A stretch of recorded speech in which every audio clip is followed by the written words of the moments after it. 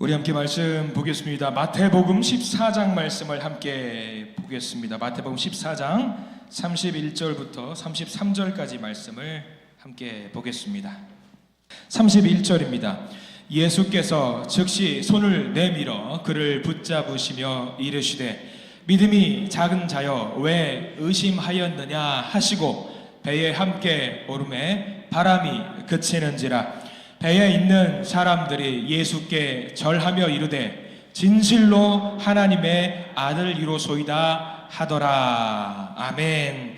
오늘 말씀과 하나님의 크신 은혜가 있길 간절히 기도하고 소망합니다. 우리 옆에 있는 분들과 믿음의 고백을 함께 나누길 소망합니다. 먼저 가슴에 손을 얹으시고 따라서 하시기 바랍니다. 하나님의 은혜가 지금 저에게 임하기를 기도합니다. 옆 사람 축복하면서 하나님의 은혜가 지금 여러분에게 임하기를 기도합니다. 아멘. 하나님의 은혜가 넘치기를 간절히 소망합니다.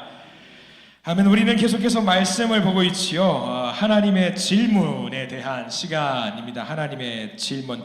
왜 믿지 못하고 의심하느냐라는 질문을 오늘 받은 사람에 대한 이야기입니다. 왜 의심하느냐? 근데 이 질문이요, 왜 믿지 못하고 의심하느냐? 이 질문이 가끔은 우리가 신앙생활 하다 보면은 우리에게 주시는 말씀인 것처럼 느껴질 때가 너무나도 많이 있습니다. 왜 믿지 않고 의심하느냐? 사람은 기본적으로 의심을 많이 하는 동물인 것 같습니다. 우리가 늘 기도하면서 믿음이 넘치는 사회가 되어야 된다라고 이야기를 하는데 시간이 지날수록 오히려 의심이 넘치는 것 같습니다.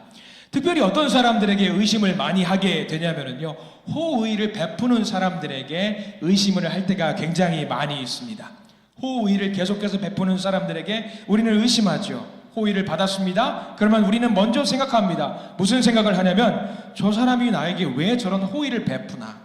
왜 저런 친절을 나에게 베푸나? 뭐 바라는 게 있나? 뭐 소망하는 게 있나? 하면서 일단 의심하고 본다라는 것이 문제입니다.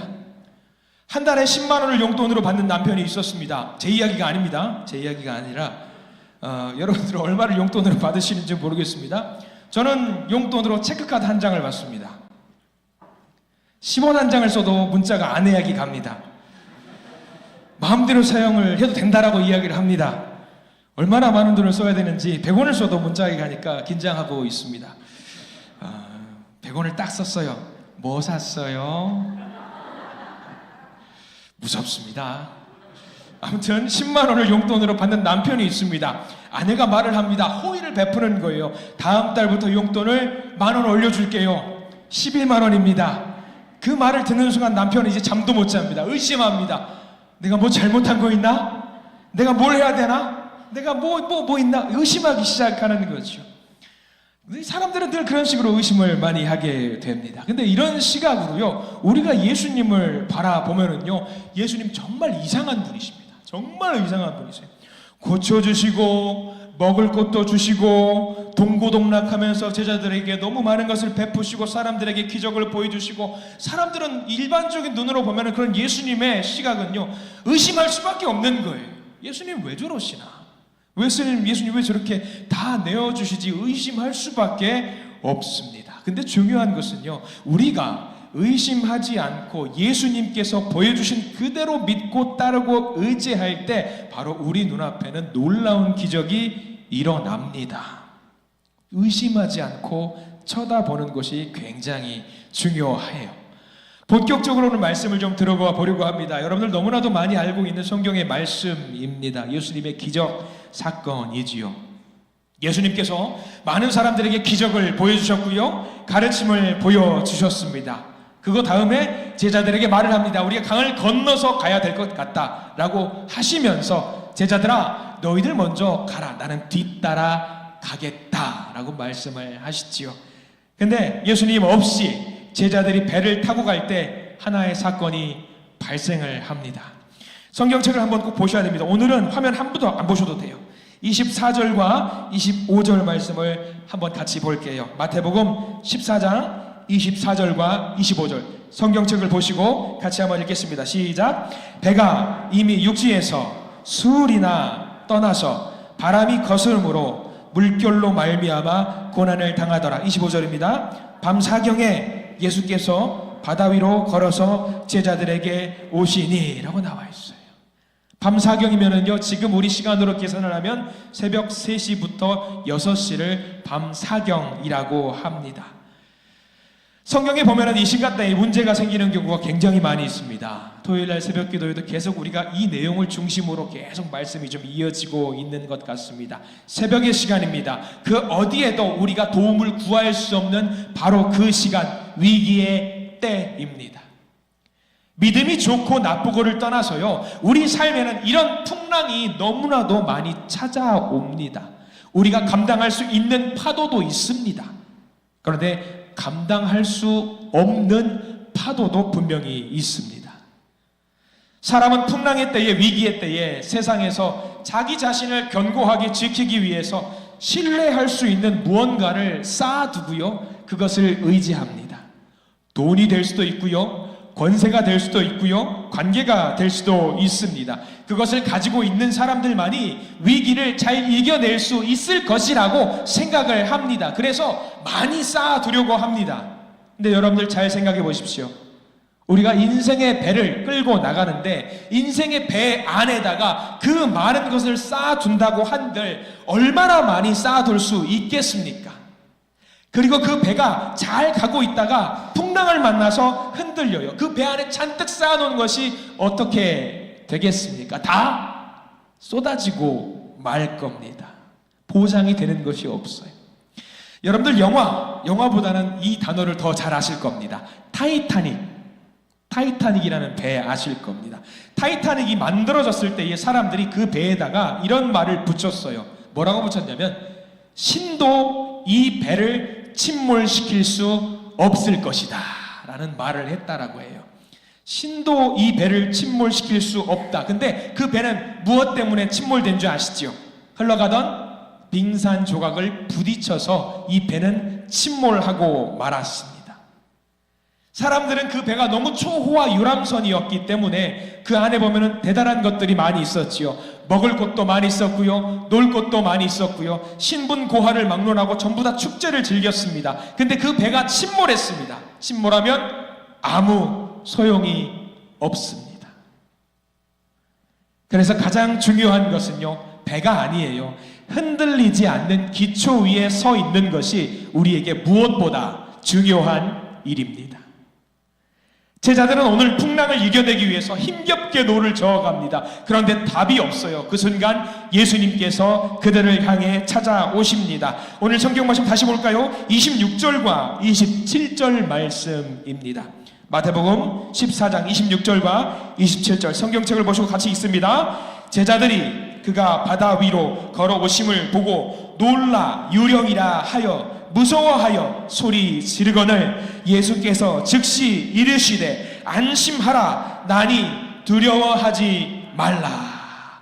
나니 두려워하지 말라. 거기다 밑줄을 그어두십시오. 성경에서 가장 많이 나오는 말 중에 하나가 바로 이겁니다. 두려워하지 말라. 두려워하지 말라. 왜 이 말을 성경에 제일 많이 기록이 되어 있을까요? 사람들이 항상 두려움 속에 살고 있기 때문입니다. 그래서 그 명령이 제일 많은 거예요. 그러니까 우리가 두려워하는 것은 아주 지극히 정상적인 일입니다. 인생 살아가면서 두려운 것이 많은 것이 정상입니다. 두려워하지 않는 것이 비정상입니다. 근데 여기서 중요한 것이 무엇인가? 두려움 속에 있지만 그 두려움 너머에 주님이 계심을 믿고 주님을 향해 우리의 시선을 고정하는 것이 너무나도 중요한 일입니다. 우리의 시선을 고정해야 돼요. 지금 제자들은요, 두려움 속에 있었습니다. 지극히 정상적입니다. 그런데 두려움 너머에 무엇이 있었는지를 놓치고 있었습니다. 주님께서 말씀하시죠. 나니 두려워하지 말아라. 두려움 속에서 흐트러져 있는 제자들 사이로 한 명의 제자가, 독특한 제자가 고정된 시선으로 예수님을 계속 응시하고 있습니다. 누구였죠? 베드로입니다. 성경 말씀 28절과 29절 말씀, 베드로가 어떻게 하는지 성경에 잘 나와 있어요. 28절 29절 읽어봅니다. 시작. 베드로가 대답하여 이르되 주여 만일 주님이시거든 나를 명하사 물 위로 오라 하소서 하니 오라 하시니 베드로가 배에서 내려 물 위로 걸어서 예수께로 가되 라고 나와 있어요. 여기 베드로의 말을 잘 들어보십시오. 나를 명하사 물 위로 오라 하시니. 사실 베드로의 이 말은요 굉장히 놀라울 수밖에 없는 말입니다. 왜냐하면 이 배 위에 있는 제자들은요 혼비백산해서 좌우로 우당탕탕 난리가 뒤집어지고 난리가 나 있는 상황이에요. 그러면서 저 앞에 유령이라고 하는데 한 명의 제자만큼은 시선을 고정하고 예수님이구나 라는 것을 인지합니다. 제자들이 놀라는 것은 당연합니다. 깜깜해요. 10m 앞도 보이지 않는 그런 상황입니다. 물몰아치고 폭풍우가 휘날리고 난리 났었죠. 예수님을 귀신으로 유령으로 인지하고 깜짝 놀라는 것이 당연합니다. 누구나 그랬을 겁니다. 그런데 그 상황 속에서, 그 힘든 상황 속에서 베드로가 저기 있는 분은 유령이 아니라 귀신이 아니라 예수님이라는 것을 인지했습니다. 흐트러졌던 시선이 한 곳에 집중하게 됩니다. 흐트러졌던 믿음이 한 곳에 집중하게 됩니다. 흐트러졌던 신앙이 집중하게 됩니다. 그리고 베드로는 엉뚱한 생각을 하게 되지요.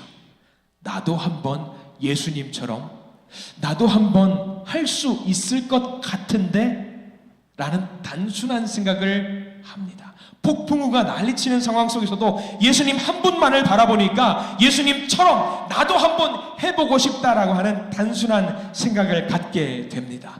여러분들 명심하십시오. 신앙생활 하실 때에 기적을 제일 많이 경험하는 사람이 누구냐면요 베드로처럼 단순한 생각을 하는 사람이 기적을 제일 많이 경험합니다. 단순하게 생각하면 됩니다. 신앙은 간단합니다. 베드로가 묻습니다. 주님, 저 할 수 있을 것 같아요. 말씀하시면, 명령하시면 제가 물 위를 걸어가 보겠습니다. 예수님 뭐라고 하시죠? 한번 와봐라. 와봐라. 베드로는 단순합니다. 시선이 앞에만 고정이 돼 있으니까 이제 이게 다 가능한 일로 생각을 합니다. 주님을 바라보고 시선을 고정하고 믿음의 발을 내딛습니다. 이게 진짜 믿음입니다. 그리스도인은요 자신의 경험이나 지식과 실력으로 사는 것이 아니라 주님의 말씀으로 사는 사람이 진짜 믿는 사람입니다. 세상의 일이건 교회의 일이건 단순하면 됩니다. 폭풍우 속에서 바다 위로 걸을 수 있는 능력을 주시는 주님을 의지할 때 상식을 초월하는 기적이 일어날 수 있습니다. 그래서 베드로는 일단 성공합니다.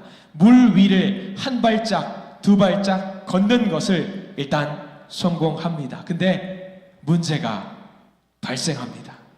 30절 말씀을 같이 한번 볼까요? 우리 성경 말씀 30절입니다. 같이 읽습니다. 바람을 보고 무서워 빠져가는지라 소리 질러 이르되 주여 나를 구원하소서 하니 라고 나와 있어요. 베드로는요 예수님을 보면서 물 위를 걸었습니다. 그런데 풍랑이 일고 파도가 크게 치는 것을 보니까 두려워졌습니다. 바로 방금 전까지 그 시선을 어디에 고정했었냐면 예수님께로 시선을 고정했습니다. 근데 그 시선이 고정되어 있던 그 시선이 예수님 너머에서 자기에게로 달려오는 풍랑을 보고 시선이 와르르르 흐트러져 버린 것입니다. 흐트러지니까 두려워집니다. 두려워지니까 물에 빠지고 말았습니다.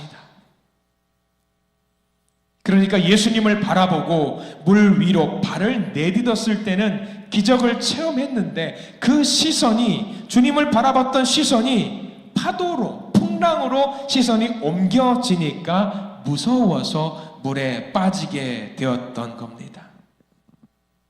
잘 봐야 됩니다. 물 위를 걸었을 때와 물에 빠졌을 때 주변의 상황은 하나도 달라진 게 없어요. 똑같습니다. 차이가 있습니다. 뭐냐면 내 시선이 어디를 바라보고 있느냐, 이게 가장 중요한 겁니다. 주님에게로 시선이 고정되어 있으면요 무서워할 필요가 없어요. 주님 밖에 있는 다른 것을 볼 이유가 없습니다. 주님 바라보면 무서워할 이유가 없죠. 그런데 주님 말고 다른 것을 바라봤을 때에 무서운 마음이 생기는 겁니다. 이게 우리에게 굉장히 중요한 신앙의 진리가 담겨 있는 겁니다. 신앙생활도 똑같습니다. 상황이 똑같아요. 상황은 변하지 않습니다. 문제가 어려워서 바다에 빠지는 게 아니라 내가 어디를 바라보고 있느냐에 따라서 물에 빠지냐 아니면 물을 밟고 걸을 수 있느냐가 달라지게 되는 것입니다. 제자들을 보십시오. 제자들이 처음에 예수님을 보고 유령이라고 하면서 두려워했습니다. 제대로 보지 못했습니다.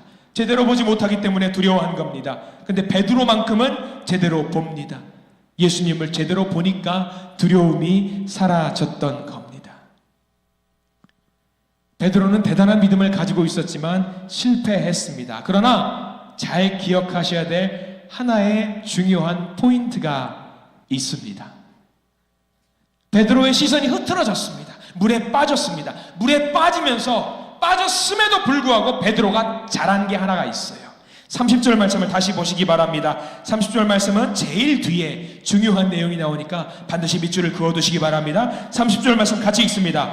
바람을 보고 무서워 빠져가는지라 소리질러 이르되 주여 나를 구원하소서 하니. 자, 잘 보세요. 주여 나를 구원하소서 하니. 여러분들이 만약에 물에 빠지면 제일 먼저 뭐라고 외치시겠습니까? 아마 이 말을 하지 않을까요? 사람 살려! 사람 살려! 이 말을 하실 겁니다.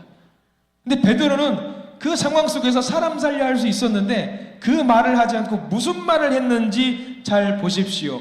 위기의 그때, 시선이 흐트러져 있는 그때지만 본능적으로 자기 마음속에 뭐라고 외쳤냐면 주여 나를 구원하소서. 이게 베드로의 믿음이 대단한 겁니다. 죽을 것 같은 그 상황 속에서 베드로는 다시 한번 마음을 가다듬고 누구를 바라보고 있냐면 주여 나를 구원하소서 외쳤습니다. 주님께서 손을 뻗어서 베드로를 잡아주시지요. 그리고 대단한 질문을 던지십니다. 31절 말씀 같이 한번 읽어봅니다. 예수께서 즉시 손을 내밀어 그를 붙잡으시며 이르시되 믿음이 작은 자여 왜 의심하였느냐 하시고. 주님이 주시는 질문입니다. 믿음이 작은 자여 왜 의심하였느냐? 왜 의심했냐? 나를 바라보고 있었으면 된 거 아니냐? 그러면 두려워할 필요 없지 않냐? 왜 의심했냐? 저는 이 장면 보면서 제가 만약에 예수님이었다면 베드로를 보고 다른 제자들도 다 쳐다보고 있었을 거 아니에요. 그럼 저는 베드로를 본보기 삼아서 머리채를 잡고 물을 몇 번 먹인 다음에 정신 차려! 정신 차려! 나를 보고 믿어야지! 그랬을 것 같아요, 저 같은 예수님. 근데 예수님은 그렇게 하지 않으세요. 손을 쪽 뻗어가지고 그대로 꺼내주십니다. 얼마나 다정한 분이신지 몰라요. 그러면서 물어보시죠. 믿음이 작은 자요 왜 의심하였느냐? 이 질문이 왜 중요한지 아세요? 이 질문이 왜 중요하냐면 믿음이 없는 자요라고 물어보지 않았다라는 거예요. 주님이 믿음이 없는 자가 아니라 믿음이 어떤 자요? 작은 자요. 우리에게 하는 말 아닌가요? 믿음이 작은 자잖아요.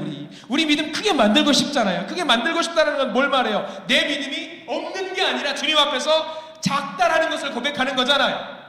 믿음이 작은 자여 왜 의심하였느냐? 우리 보고 의심하지 마라. 지금 예수님께서는 그 이야기를 하고 있는 거예요.